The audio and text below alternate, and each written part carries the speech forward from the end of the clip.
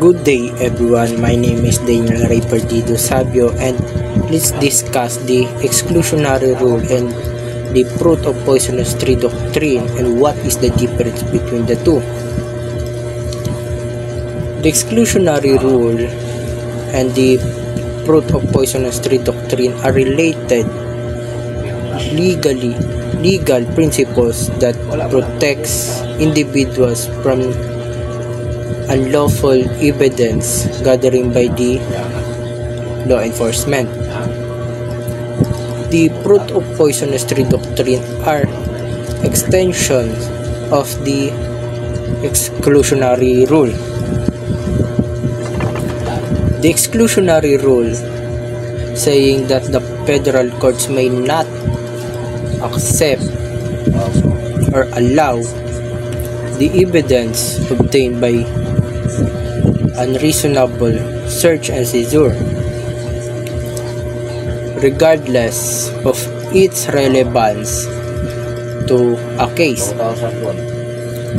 The primary purpose of this doctrine or this rule are to deter police misconduct,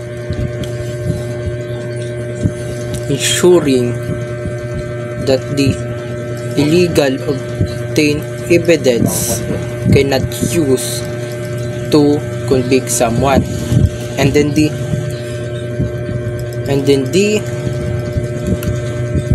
fruit of poisonous tree doctrine that provides evidence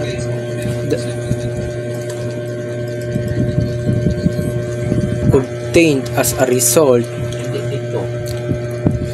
of illegal operation must be excluded from the trial. This doctrine extends the exclusionary rule to evidence derived from illegally obtained evidence. The exclusionary rule focus on the initial act or evidence, and then the fruit of poisonous tree doctrine focus on prevention of the use of secondary evidence derived from the initial illegal act or evidence.